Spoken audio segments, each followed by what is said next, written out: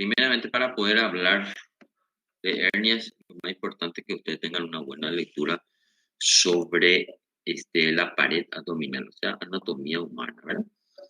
Y importante también la semiología, ¿verdad? Que los signos y los síntomas que presentan los pacientes, ¿verdad? El concepto principal de qué es una hernia, ¿verdad? Es diferente a lo que es una eventración y diferente a lo que es una evisceración, ¿verdad?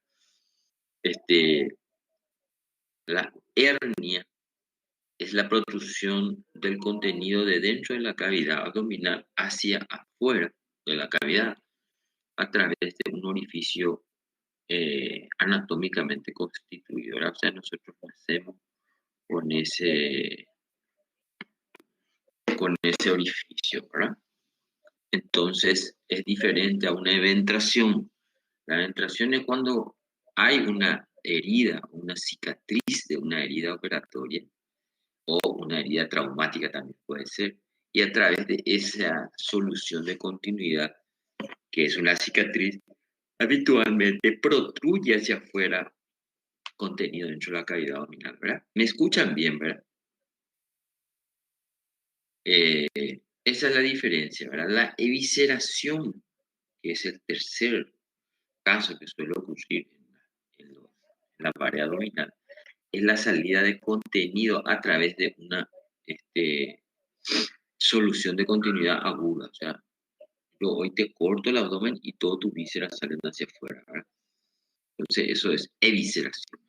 Yo puedo hacer una cirugía, ¿verdad? Y puedo suturar la pared y por algún motivo, un esfuerzo, una tos o material malo de la sutura, puede eso romperse todo y salir hacia afuera. Entonces, también es una evisceración, ¿verdad? Pero la hernia va con el tiempo a través de un orificio, va saliendo hacia afuera y va comunicándose hacia el exterior, ¿verdad? Entonces, siempre tiene que haber un contenido, tiene que haber un anillo por donde va a ir saliendo el contenido, ¿verdad? Entonces, es la salida del contenido normal de una cavidad a través de fascias, tejidos, músculos que contienen ese tejido, ¿verdad? Este, Proviene hernia del griego crecimiento, florecimiento o abultamiento, ¿verdad? Y del latino que significa ruptura o desgarro, ¿verdad? En síntesis, es la protrusión o la salida a través de un orificio anatómicamente constituido, ¿verdad? ¿Alguna duda? Pregunten ahora porque después ya va a ser más difícil entender lo que es una hernia. Desde tiempos antiguos ya se conocía lo que era la hernia, ¿verdad?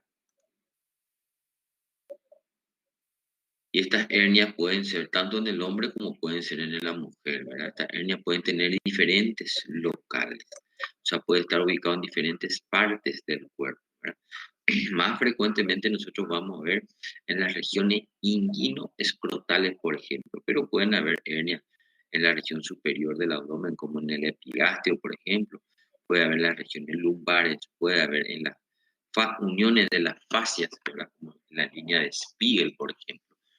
O en la línea media, la línea alba, se puede formar también las hernias. En ese caso nosotros llamamos de hernias epigástricas.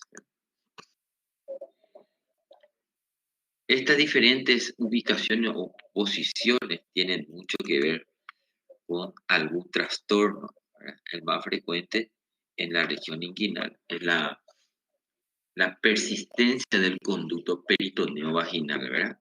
Tienen que darle un poco una leída a anatomía humana y leer un poco lo que es el conducto inguinal, ¿verdad?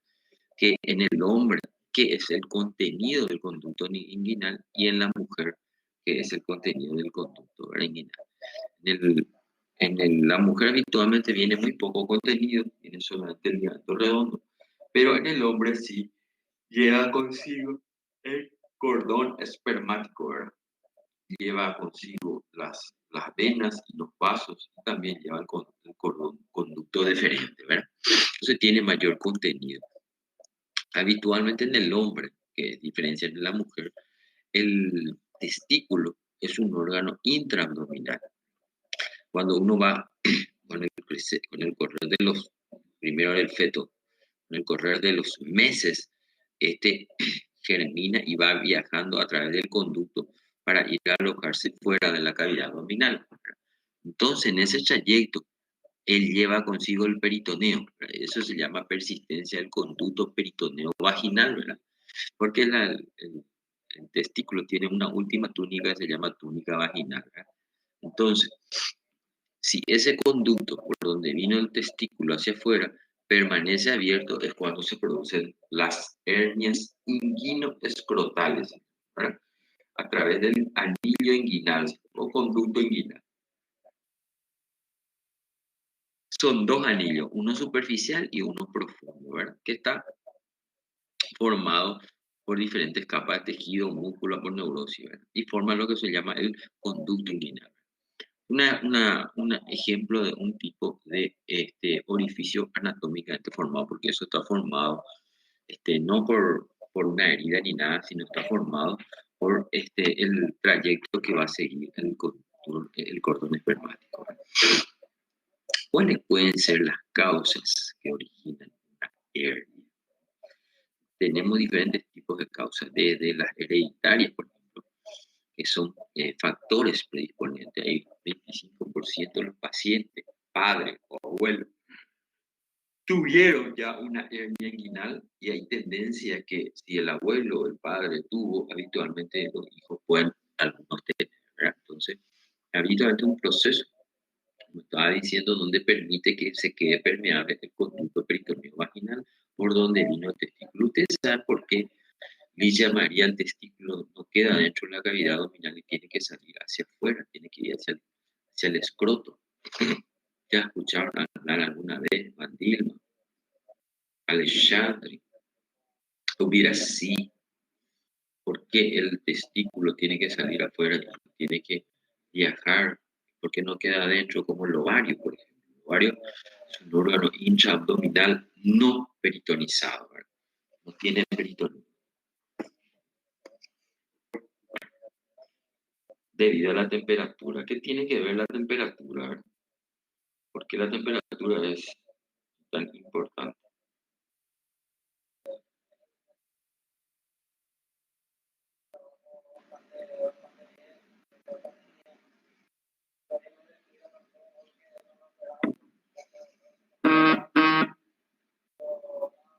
Sí, o sea, necesita una temperatura más baja para poder producir los espermatozoides, ¿verdad? Habitualmente nuestra temperatura interna es bastante alta, 37 grados más o menos, entonces necesita una temperatura un poco menor para poder reproducirse, ¿verdad?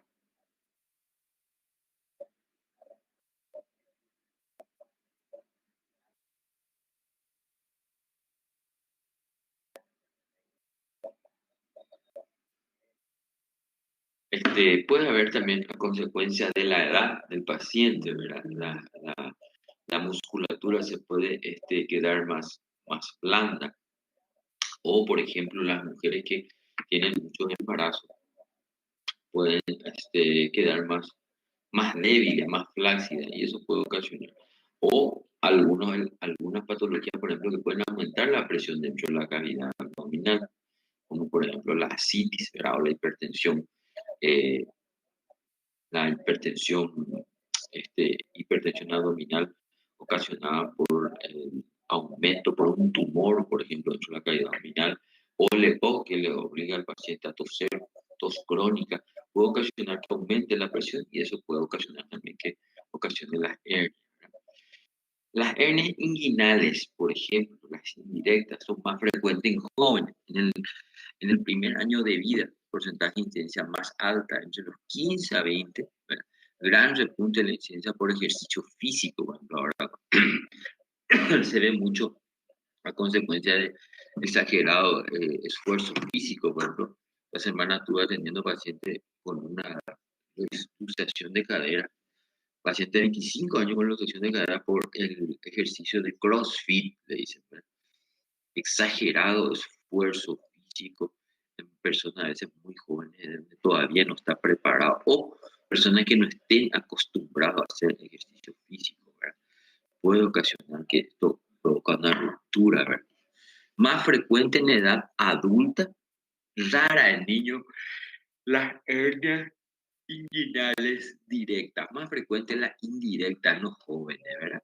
Por la persistencia del conducto peritoneo vaginal. La inguinal directa más es ya por la edad, ¿verdad? Y por el exceso de esfuerzo físico, ¿verdad? Tendencia entre el hombre y la mujer, más frecuente en los hombres que en las mujeres, las hernias inguinales, ¿verdad? 9 a 1, ¿verdad?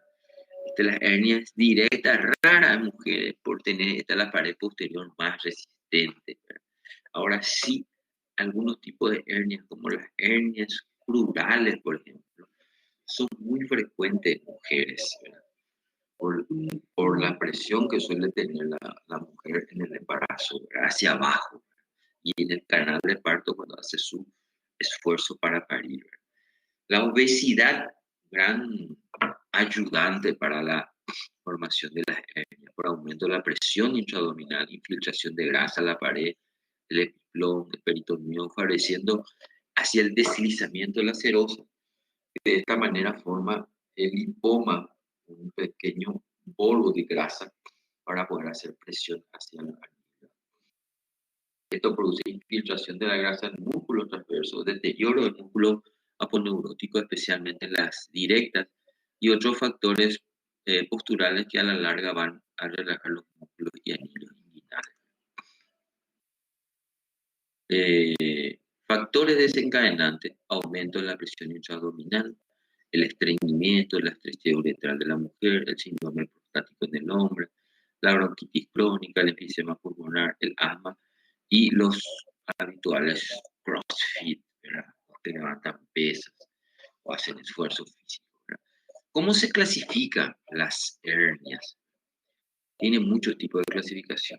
No se preocupen que con fines prácticos nosotros tenemos que saber identificar la hernia por sobre todas las cosas, ¿verdad? De dónde proviene y sobre todo si es directa o indirecta. Pero se puede clasificar según la localización, la condición, el contenido o la etiología de la hernia. Nosotros con fines prácticos nos importa más, primeramente, la localización, dónde está localizado, ¿verdad? Puede estar en la parte superior, a consecuencia de la debilidad del recto anterior del abdomen, una separación de los dos rectos, eso se llama diástasis de los rectos, y eso provoca lo que se llama la hernia epigástica, ¿verdad? Esta, la hernia umbilical alrededor del ombligo, habitualmente una zona luego débil por embriología, es donde se insertaba la placenta, ¿verdad? En el ombligo, por donde se alimentaba el bebé, ¿verdad? Las hernias crurales, las hernias inguinales, que son las más frecuentes, sobre todo, muy frecuentes, entre todas las hernias inguinales, es la más frecuente y más frecuente en el hombre, ¿verdad? Entonces, las hernias de Spiegel, en la línea de Spiegel, ¿verdad? Y las hernias lumbares, que son menos frecuentes. No, es muy raro ver, a no ser que sea obeso o sea una persona que haga un esfuerzo físico desmesurado, ¿verdad?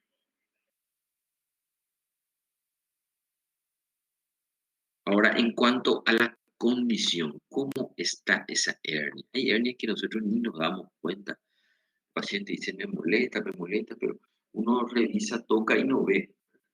Pero hay hernias que son muy visibles a la vista, como la que estuvimos viendo anteriormente en la imagen, ¿verdad? Enormes, que llegan a veces hasta la rodilla. Hernias en delantal se llama, ¿verdad? Las reductibles pueden ser coercibles o incoercibles, y las irreductibles pueden ser crónicas o agudas, ¿verdad? ¿Qué significa que sea reductible? Quiere decir que yo puedo meter adentro de la cavidad abdominal, ¿verdad? Y si yo meto dentro de la cavidad abdominal, el paciente al sacar mi mano puede volver a salir de nuevo, ¿verdad? O sea, pierde el lugar donde se está ubicando, pierde la fuerza de quedarse adentro. Entonces yo puedo meterle adentro, pero él no se queda adentro, vuelve a salir. Si vuelve a salir, entonces se llama incoercible. Pero si yo consigo meter y queda adentro, se llama coercivo. Las irreductibles pueden ser crónicas o pueden ser agudas. Las crónicas habitualmente se les llama por deslizamiento, deslizada, y las agudas pueden tener dos caminos. O sea, yo puedo, la irreductible quiere decir que yo no puedo meter más adentro, o sea, está afuera, ¿verdad? Y puede estar afuera desde hace muchísimo tiempo y el cuerpo ya se adaptó, ya el estómago está afuera, el intestino está fuera de la cavidad abdominal, ¿verdad? Pero hay esas que de repente estaba adentro y queda afuera y no puede volver a entrar y duele mucho. Y en ese caso tiene dos caminos. Puede estar o atascada, ¿verdad? O puede estar estrangulada. ¿Cuál es la diferencia entre atascada y estrangulada? Que la estrangulada tiene compromiso vascular, o sea que yo tengo que antes de las 6 horas tratar de reducir o operarle al paciente porque puede terminar produciendo isquemia del órgano, ¿verdad?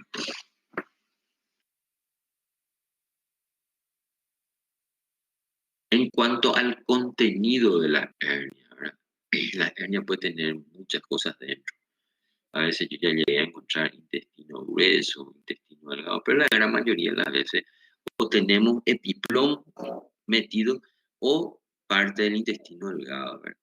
En raras ocasiones podemos encontrar, por ejemplo, el apéndice, podemos encontrar el divertículo de Meckel o podemos encontrar un pedazo de asa del intestino. En ese caso se llama hernia de Litre, si está el divertículo de Meckel, o hernia de Richter, si es que encontramos parte del intestino delgado, ¿verdad? En algunos libros van a encontrar también el apéndice secal metido dentro, ¿verdad? Y el colon también, o la vejiga de repente metido adentro de la hernia. ¿Alguna duda? Espectacular. Pues la mayoría de las veces, cuando explicamos hernia, mucha gente o ya dieron ya hernia anteriormente por nuestro profesor. Porque ahora estamos con el tema de los cambios de profesores y no sabemos luego dónde vamos a parar, ¿verdad? Bueno, entonces es así. La hernia es un cuadro muy frecuente, sale mucho. El domingo se rindió revalida, ¿saben, verdad? Muchos amigos y colegas se fueron a rendir. Un amigo mío se fue a rendir. Terrible, dice que terrible. Había casos clínicos, 100 preguntas de casos clínicos y 5 para escribir discursiva, ¿verdad? Mi amigo me dijo que no va a pasar, ¿verdad? Es imposible. Las preguntas eran, los casos clínicos eran muy difíciles. Me envió ahí para mirar y hay muchas preguntas abiertas, hay casos clínicos sobre cuadros de, visto que salió colecistitis aguda, salió pentada de Reynolds en la colangitis, ¿verdad? Que repetimos 25.000 veces ya la colangitis aguda y la pasada se fue en el hospital, vino un paciente con colangitis aguda y no sabían, yo no sé, es que el tema es que yo le voy a ser sincero, la medicina no es escuchar una vez una aula del doctor Rampila y se acabó el mundo, no, uno tiene que mirar, tiene que leer, tiene que ir a practicar eso que leyeron, tienen que ver pacientes. No entienden, no entienden. Tengo un alumno que se va a dar práctica conmigo, vos le entregás el libro en su mano, le decís, la otra semana, João, vas a leer capítulo 25. Cuando venga a la práctica, yo te voy a preguntar sobre el capítulo. ¿Vino a la práctica? Dejó el libro. Se olvidó. Acho que un cachorro comeu. Así no van a poder, gente. Y se van a seguir aplazando. Hasta me llamaron y me dijeron que 50% ya prácticamente ya están aplazados. ¿Qué despecó, le llamaría? Traduz para mí. Despecó una prueba.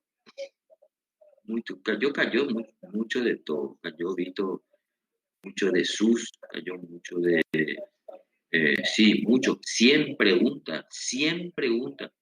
7 de la mañana me dijo mi amigo, dice ahí, 1 de la tarde. No sentía mal las piernas. Tomen en serio, gente, la lectura. Tomen en serio. Mucha gente no toma en serio la medicina y cree que es rendir,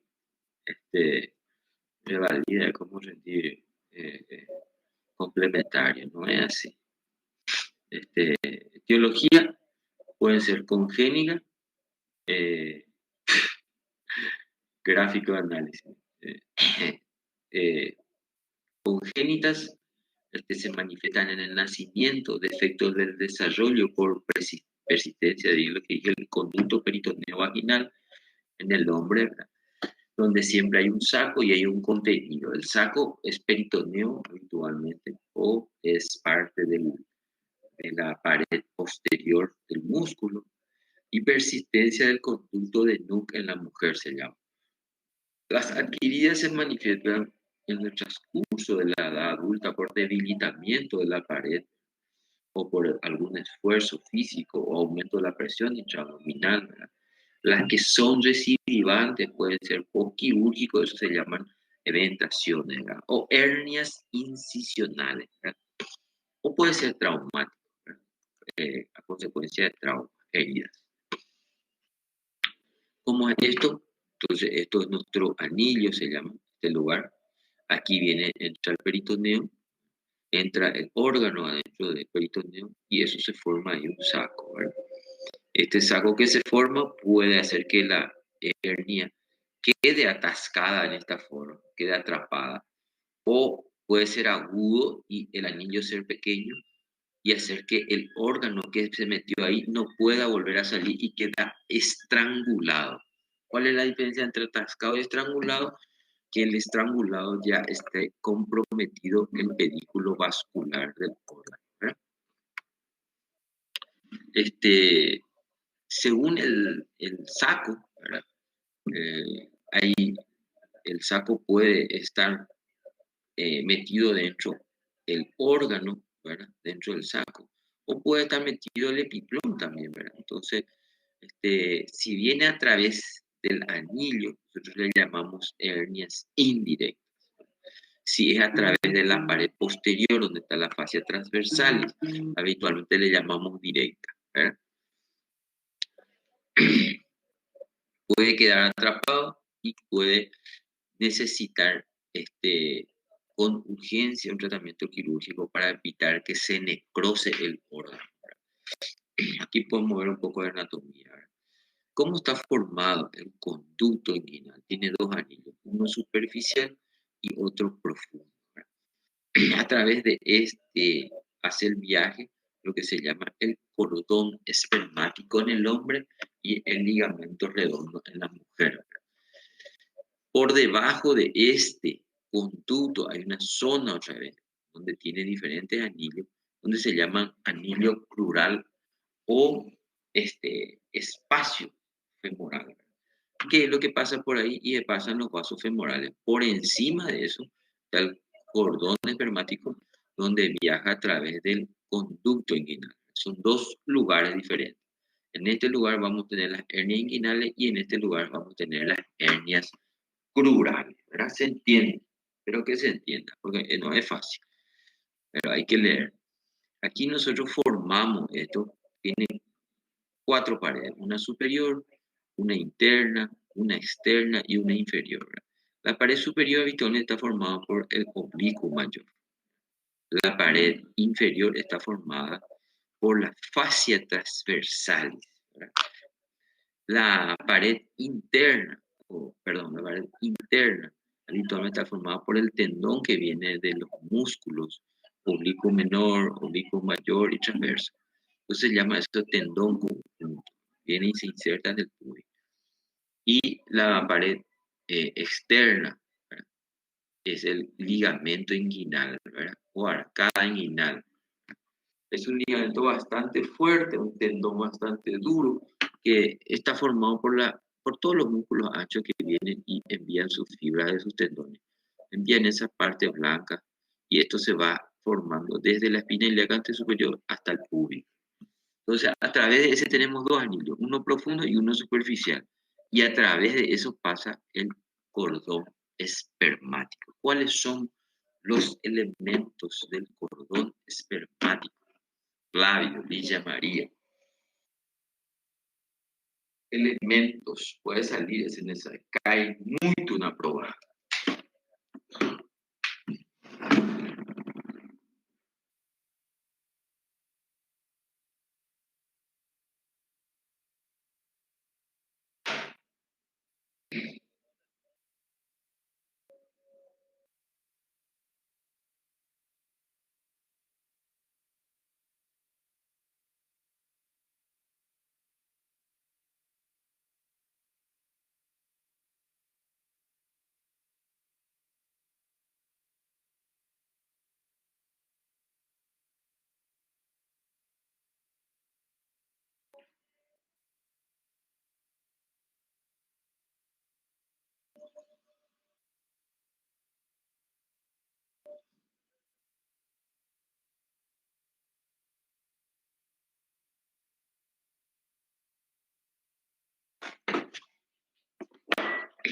Conducto deferente,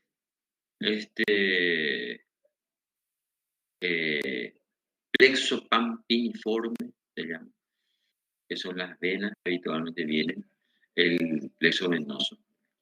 Puede haber también otras patologías como, por ejemplo, el varicocele, que es una enfermedad a consecuencia de la dilatación del plexo venoso, plexo pampiniforme, y eso puede ocasionar también la formación de un tumor ahí, que no es hernia, ¿verdad? Pero puede confundir con hernia, ¿verdad?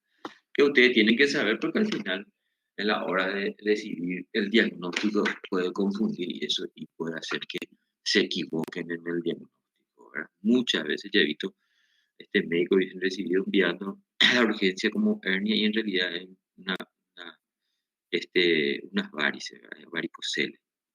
Bueno, entonces esos elementos como los nervios, la arteria testicular, el plexo pampiniforme, el conducto deferente, ¿verdad? Y sus diferentes nervios, como el nervio testicular, el nervio abdominogenital mayor, el abdominogenital menor, ¿verdad?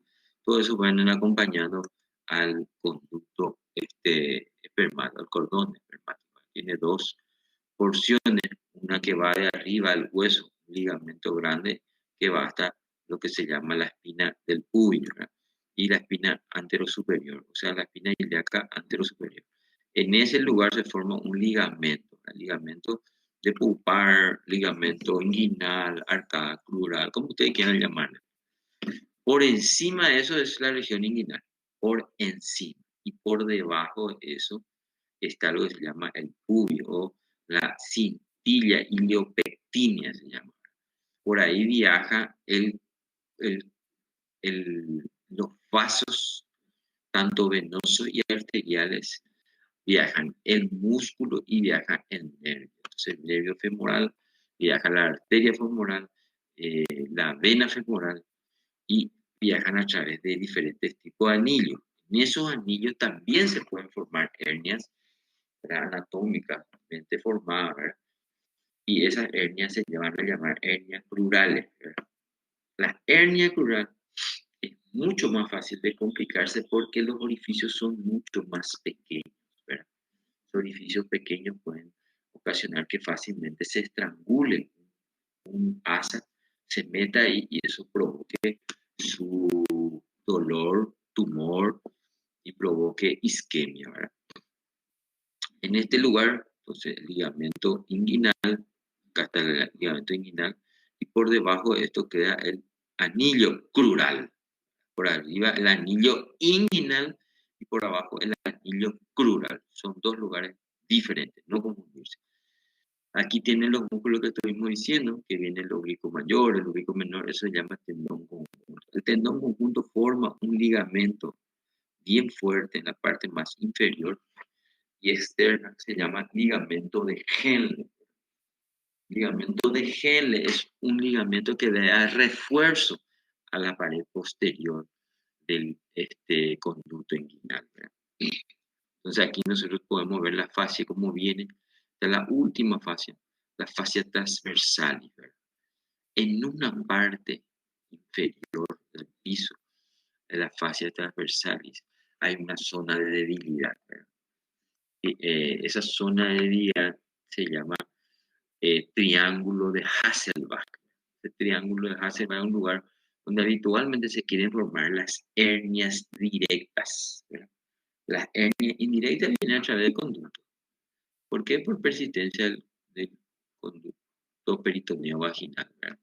El transverso, ven como aquí el músculo transverso hace una especie de ganglio y deja abierto esta zona, y esa zona se va a llamar anillo superficial. ¿Para qué tanta cosa, doctor? Muy chato. Porque ahí es donde vos vas a tener que meter tu dedo, Lidia María, para buscar la hernia.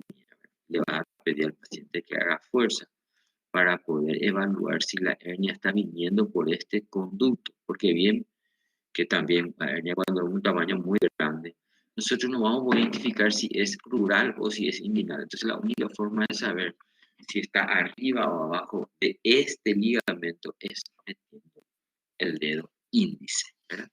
Entonces, tendón conjunto arcada crural. Tendón conjunto arcada crural. Por aquí viene el anillo superficial y más adentro vamos a encontrar el anillo profundo. Dos anillos. ¿Estamos entendiendo alguna duda? Es complicado. No es fácil. Y sale mucho. Se pregunta mucho esto. Es mentira eso. Porque yo, la primera vez que he visto esto, estaba en el primer año de residencia y me suspendieron 4 o 5 cirugías de hernia porque no podía recitar esto, no podía decorar. ¿Por qué? Y porque no tenía una base de anatomía. Entonces comencé a volver a leer de cero anatomía después de terminar la facultad, porque si no, no iba a poder operar. Esta fascia que está acá, o fascia superficial inguinal, tiene un anillo superficial. Por ahí nosotros metemos el dedo y le pedimos al paciente que haga fuerza para poder saber si ese tumor está viniendo a través del anillo. Porque hay muchos tumores que se pueden presentar en la región inguinal. Justamente estoy viéndole a una chica de 20 años que tiene un enorme tumor en la región inguinal y son ganglios, están llenos de ganglios sedados, ¿verdad? Entonces tengo que abrir eso y drenar. Otra cosa que podemos encontrar en esta región también son tumores como por ejemplo la falta del descenso del testículo, ¿verdad? Al no descender el testículo puede quedar atrapado en esta zona, pero eso cuando es niño, ¿verdad? De adulto es muy difícil que alguien llegue y no se dé cuenta que su testículo no está dentro de la bolsa, ¿verdad? Aunque ya he visto varios hombres.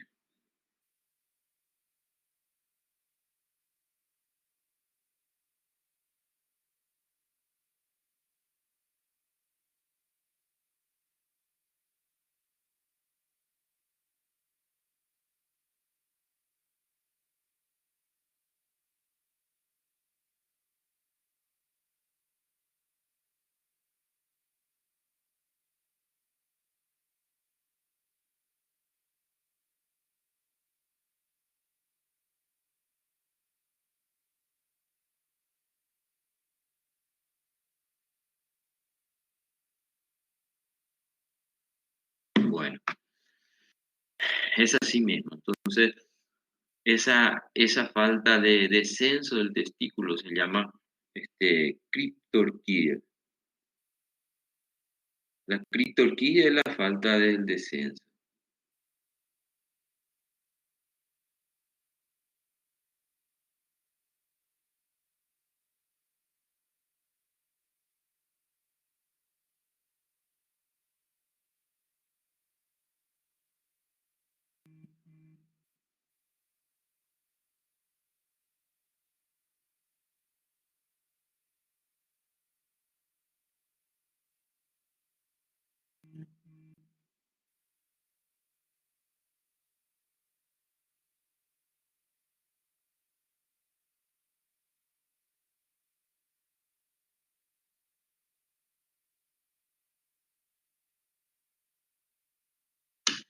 Bueno,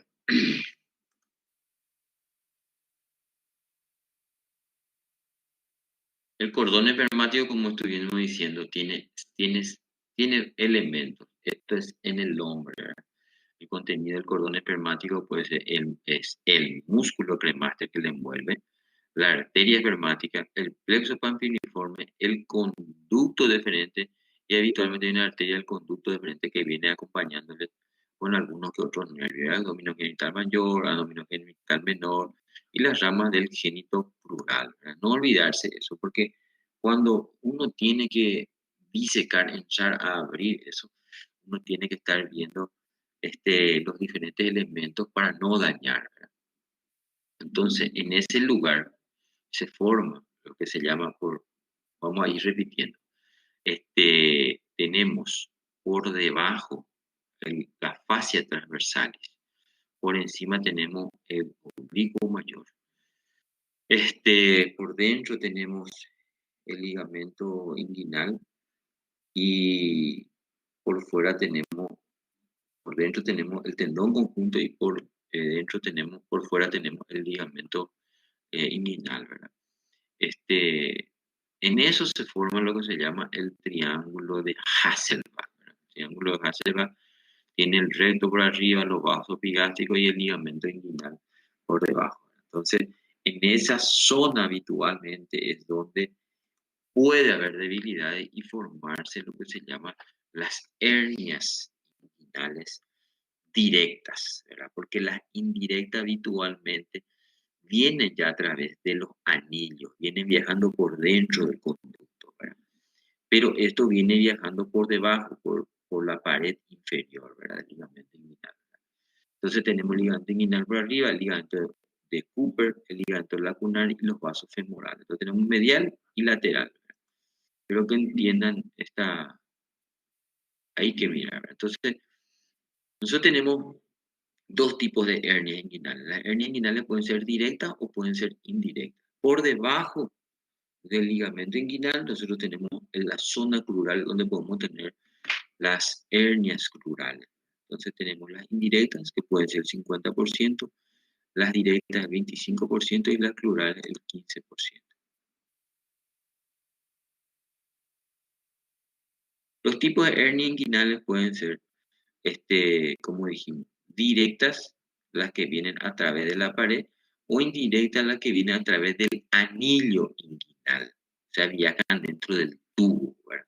El otro no, el otro encuentra una zona de la pared de ese tubo y tiende a atravesar esa pared, ¿verdad? Las hernias directas. Las hernias indirectas lo que atraviesa se mete dentro del conducto inguinal y viajan a través del conducto inguinal, ¿verdad? El saco de la hernia indirecta pasa por fuera del límite del triángulo de Hasselbalch y sigue el curso y dentro del cordón espremático. Eso habitualmente protruye en la región inguinal dentro del escroto, ¿verdad? Entonces nosotros encontramos las hernias dentro del escroto, pero nosotros cuando vemos un tumor enorme dentro del escroto, nosotros no sabemos si eso es directo o si es indirecto. La única forma de saber es reducir toda la hernia, ¿verdad? Meter el dedo y ver con el dedo si por dónde está viniendo, ¿verdad? El saco de la hernia directa pasa a través de la pared del triángulo de Hasselbalch y produce una disrupción de la cara posterior de la zona débil que se llama zona donde está solamente la fascia transversal. Entonces, dos tipos de hernia, vuelvo a repetir, la que viene a través del conducto y la que viene a través de la pared. La que viene a través de la pared se llama directa y la que viene a través del conducto se llama indirecta.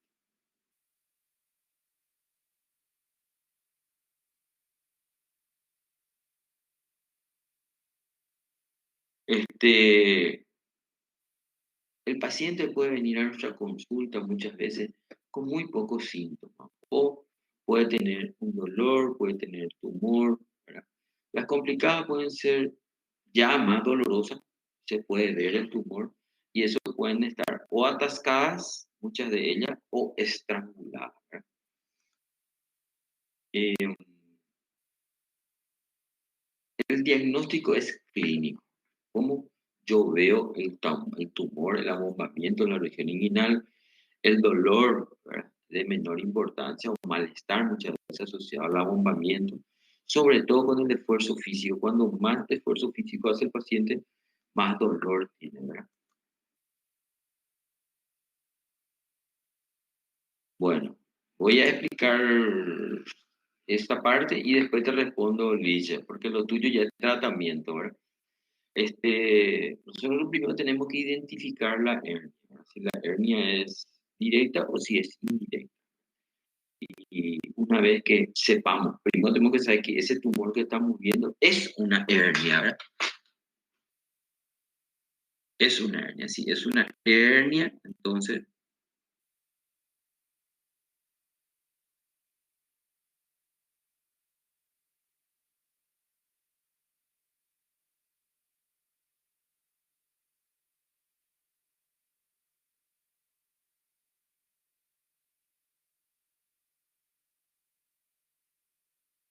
este, eh, saber si hay un compromiso vascular en, en ese tumor. Primero saber si ese tumor es una hernia, ¿verdad? Si es una hernia ese tumor, entonces nosotros tenemos que ver si es directo, si es indirecto, si es plural, si es inguinal, ¿verdad? Una vez que nosotros identifiquemos eso, tenemos que ver si eso es una urgencia, si está estrangulado, si hay oclusión, ¿verdad? Si hay parestesia, compromiso en los nervios, si hay compresión, ¿verdad? En esos casos, por ejemplo, ahí me pregunta Lidia María si nosotros vamos con una tela, una red.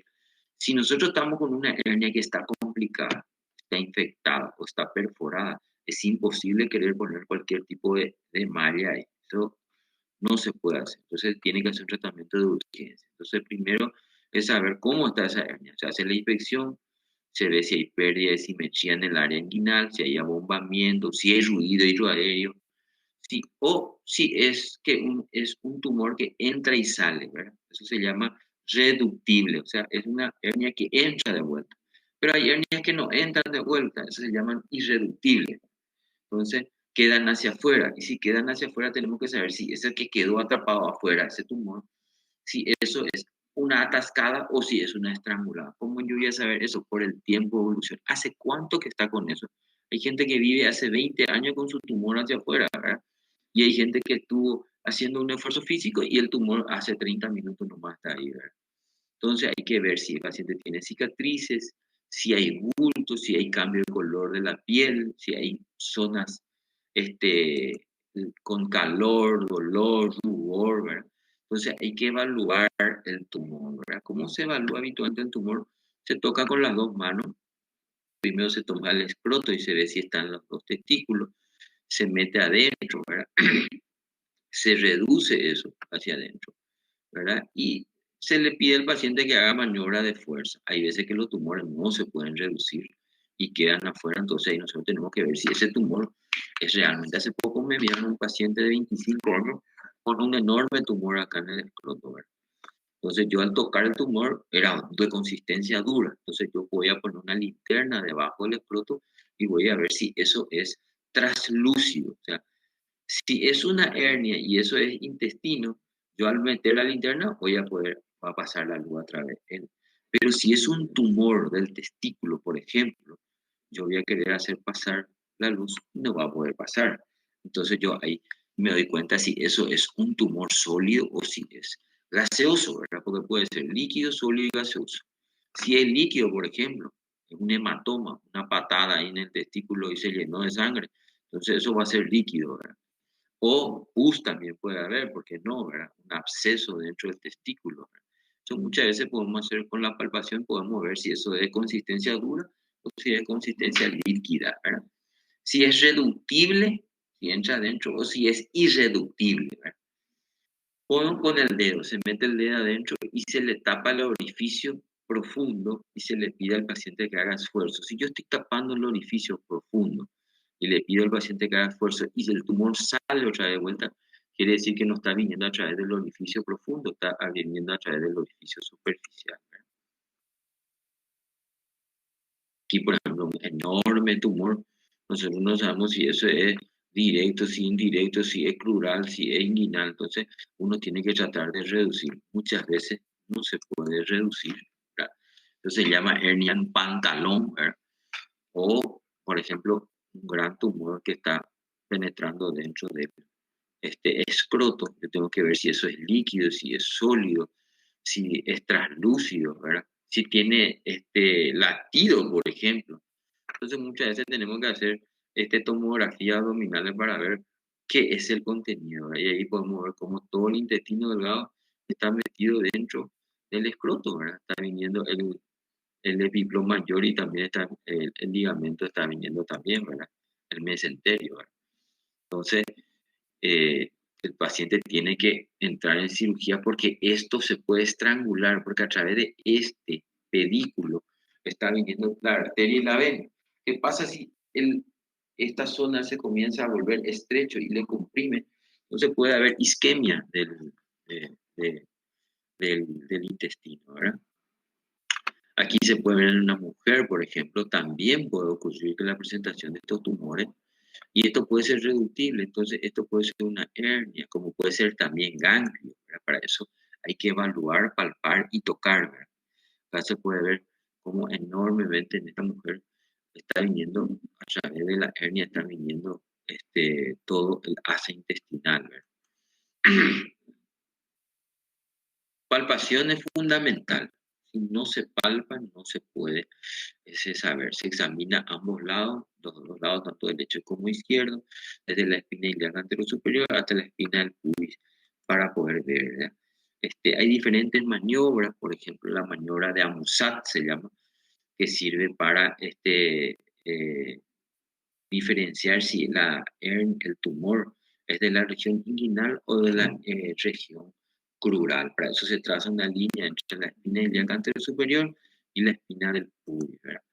Otra maniobra es la maniobra de Landívar, que se utiliza, se mete el dedo y se mete dentro del conducto y se reduce por completo, ¿verdad? El diagnóstico se realiza por el examen físico. En ocasiones es difícil diferenciar entre una hernia directa e indirecta y se podría utilizar la ecografía en los casos más difíciles, ¿verdad? O cuando se sospecha, por ejemplo, de que haya una varicocele, también se puede utilizar, o en el caso de que tengamos un tumor con un absceso, también la ecografía es útil. Lo que le estoy diciendo, la maniobra de Landívar, se tapa el orificio y se le pide al paciente que haga fuerza. Si vuelve a salir es porque no está viniendo a través del conducto, está viniendo a través de la pared posterior, ¿verdad? La pared posterior. Descripción. Piensa usted cómo describía lo que es sentido, tamaño, forma, temperatura, si fluctúa, ¿verdad? El tumor que estoy tocando, si hay fluctuación. Entonces, si hay fluctuación, yo puedo saber si eso es líquido, si es sólido, ¿verdad? Si usted piensa que una lesionado con cualquier otro tipo de masa o tumor en este punto, puedo tener anteriormente descrito, puede sentir que el testículo esté dentro, se puede hacer lo que dije yo, la iluminación con una linterna, se puede ver si pasa la luz otra vez, se puede percutir con el dedo y se puede escuchar si eso es timpánico, si es mate o si hay ruido hidroaéreo, ¿verdad? Entonces vamos a diferenciar si hay líquido, si hay sólido o si lo que está metido ahí adentro es asa intestinal. Preguntarle al paciente si al acostarse en el cúbito dorsal se reduce el bulto espontáneamente y si no, así solicitar que él puede reducir con el bulto manualmente, ¿verdad? Solicita al paciente que tosa con los dedos y presione el bulto para poder saber si es que sale o no sale con la tos, ¿verdad?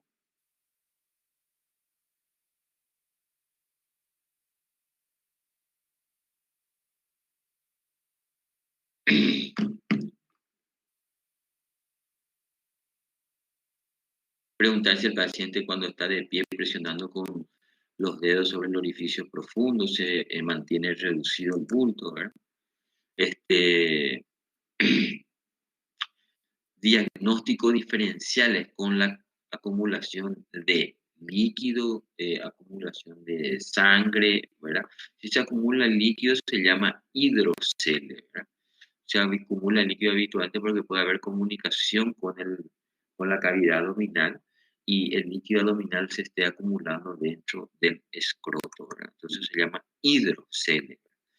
Actualmente el tratamiento también es quirúrgico, que es cerrar la comunicación, ¿verdad? O un quiste también, quiste del epidídimo, puede ser a consecuencia de enfermedades de transmisión sexual, orquiepididimitis o la dilatación misma de las venas, como les dije en el caso del varicocele, ¿verdad? Que es un diagnóstico diferencial también. El tratamiento también es ligar, ¿no? Se van a dar cuenta que el varicocele habitualmente al tocar se siente como es líquido y va, si uno comprime, desaparece por completo.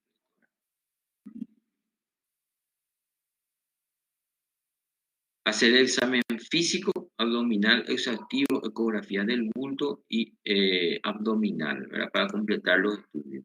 También hacer siempre el tacto, ¿verdad? Porque una de las cosas que puede ocasionar que se presente un tumor es que, por ejemplo, haya una compresión por un proceso tumoral, ¿verdad? Que acumule líquido ahí, como por ejemplo un cáncer de próstata, ¿verdad? Nunca hay que operar al paciente si es que nosotros no descartamos que haya otra patología como la hernia, adenitis, clitorquidia, varicocele, hematomas, abscesos, hidrocele, ¿verdad?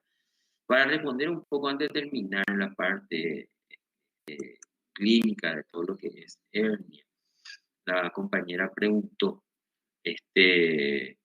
si es la utilización de malla. Hoy día, si es una persona joven, se aconseja la utilización de malla, Lidia. ¿Por qué? Porque la utilización de hilo anteriormente para tapar el orificio tenía gran chance de volver a recidivar, ¿verdad? Entonces hoy día se aconseja la utilización de una malla, una prótesis se llama, de Marlex, y se baja encima del orificio y se cierra, ¿verdad? Entonces, ¿qué es lo que hace la malla? Que hace la prótesis, hace que crezca tejido conectivo encima de eso y sirva como un refuerzo, ¿verdad? Antes solamente se usaba el hilo y había esfuerzo físico y eso ocasionaba que se rompa todo el hilo. Entonces, hoy con las mallas es una técnica operatoria que casi siempre utilizamos porque es mejor y tiene mejores resultados.